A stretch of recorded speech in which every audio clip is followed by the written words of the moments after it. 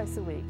So Lena, this seems like a lot of work to do these workshops. How did you get interested in doing these? I was hoping that if I could show people how to prepare their foods more healthy, it might help to reduce the death from chronic diseases, you know, and also taking their favorite comfort foods and change them into more healthy foods using more healthy ingredients. So what's the key? It still has to taste great, right? It's got to taste great, it's got to look great, it's got to be somewhat great. easy to do. And it's got to be easy. It's got to be easy. All right. Well, I tell you what, I'll help you out. I'll start off by cooking off our brown rice. Okay. We have some brown basmati rice. Very good. And I'm going to put in some vegetable broth and traditional cooking, 3 to 1 on that, and turn that down and bring it to a simmer. I'll put a lid on it. Obviously, we have some done. Right. So why don't you show me your greens over there and talk about, I grew up in the South, so I know a little bit. Well, had collard greens and mustard greens. So. Then you know these are mustard greens, and they have a nice little peppery taste to them, you know, so they're going to add a nice flavor. And you also have here the collard greens too. Now these have already been pre-washed by just letting them sit in some water.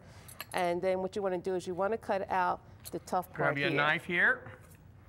It's a big knife. Okay. Now, when you're doing these workshops, what is the skill of most of the people? Are they pretty good cooks overall, and they're just trying to improve their healthy eating status? Some of them. I do get some men in there who are learning how to cook, so they're not too familiar with the kitchen, so I usually work closely with them doing that, but most of them know their way around the kitchen. What they want to know is, do they need to change their kitchen at all? And I say no. You know, when you slice them this way, they cook a lot faster, so you don't have to do that all day cooking, because you just want to steam them so that you still have the beautiful color and the nutrition and vitamins in it. Well, that looks wonderful, and I will help you do some of those if you want. While you can move on, I'll take those greens from you. Now, mustard and collard, will they take the same amount of time to cook? And would it differ? Talk about some of the other greens you could use. Kale? You could use kale, but kale would take a little longer to cook because they're a little tougher. Okay. Okay, but you also want to slice them up too. Well, I will start this, and you can tell us what you're going to be doing over there. Well, the next step I want to do is, this is one way you can cut the fat in your food. Many people, when they start using, when they do their onions and their peppers and their garlic, they put a little oil in the pan. What I'm doing is putting just a little bit of water in the pan, okay, and I'm going to sweat my onions, and this looks like quite a bit. Looks like about maybe a cup, maybe 2 cups of onions here. These are sweet white onions. And then you take and you put the same amount of red onions in there. And the reason why I use the red onions and the white onions, because of the color contrast and because it gives add a nice flavor to it. And then, of course, we have the garlic. Is there most of these people trying to become vegetarian, or are they just trying to eat more healthy? They're trying to eat more healthy.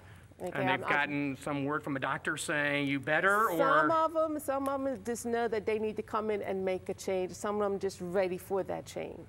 And what normally happens in their lifestyle if it hasn't been a doctor that makes them ready to make that change? They notice a change in their body. They're tired, they're not looking well, they're not feeling well. They know as they get older they need to take care of themselves more. So a lot of these, how many of them are good cooks to begin with? Or is there a generation growing up that doesn't know how to cook like their mother did? Yes, there is. I'm sorry to say, but there is a generation that's growing up like that. A lot of the young people that I'm teaching how to cook do not know how to hold a vegetable peel, to cut an apple, to cut an orange, because their parents do it all for them.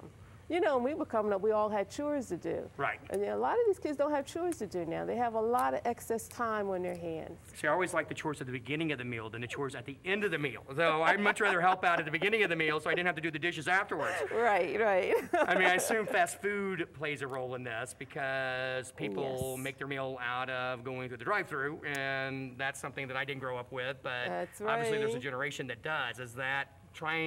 Is breaking that chain a little bit, breaking them away from fast food? Part of it is, and what I do is I'll take them over to some of these soy products that are out there and said, if you want a hamburger, this is a better quality of hamburger to get. It's much quicker to cook, less sodium, less fat. And then I'll find something that's really interesting that they might like maybe a bean burger or a pizza burger. And that's more appealing to the kids out there because they don't feel as though they're being taken away from what they like. You know, as long as it has a lot of flavor and taste, they're okay with that. And they can associate with what the dish is, which is mustard greens and collard greens. It's not unfamiliar. Exactly. It's not unfamiliar at all. So now what seasonings are you going to add to this? I'm going to use sea salt. It's ready available at any supermarket. You want to make sure that you have the ground sea salt. Thank you. the ground sea salt. There are some vegetarians out there who like to use another kind of seasoning, which is called Bragg's. Okay, so this looks perfect. All right. It looks really good. And the next thing I would do is put the greens in. Okay. Now, what's the ideal time for this? Because, you know, my mom would cook this all day. Yeah, and you know, it really depends on the sort of pot you use, what sort of stove you have. I would say somewhere between 20, 25 minutes more or less, as long as it still has those vibrant colors there, you know, and it has a nice flavor to it. And it looks beautiful. Now, we're going to add a little olive oil to that, too. Okay. Put in a little olive oil because there's your flavoring. Again, extra virgin olive oil. And this sea salt it's very salty, so you don't need that much of it. How am I doing? Pinch. There you go. That's the pinch. So I better do some over the shoulder for good luck. Yes. All right, get the devil in the eye there. Let's assume it's been cooking 15, 20 minutes. We're ready to add our tofu? Tofu, yes. Now this was baked. It's cut up really nice. It's got some garlic flavoring in it, some onion flavoring Exactly. in it, and it's been baked. So therefore, you know how much fat you have already cut out of a normal way of cooking collard greens? Quite a bit. Quite a bit And then of we fat. add this at the very end? Yes, at the end, because it's already been baked, so you don't need to add it in there. Okay, well, I'm going to do the old switcheroo here. And I'm going to move this one and bring our one that's been cooking over, the actual 15, 20-minute one. Isn't that amazing? Ah, that looks great. And so we can add probably a little bit more tofu, I guess, into this one, possibly. Just add just a little bit more there. It's got a nice crunch to it.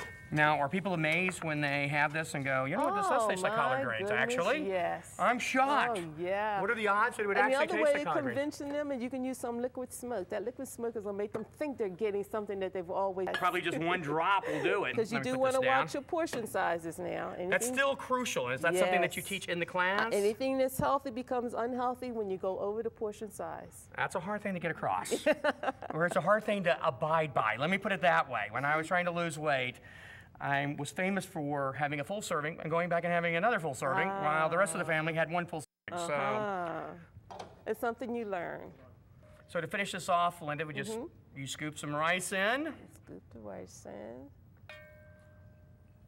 Okay. And you tell me how much greens when you get done you want on that. Okay, then just put the greens right there on top. This is smelling unbelievable. Oh, and one more big scoop. I mean, there's even such thing as too much greens?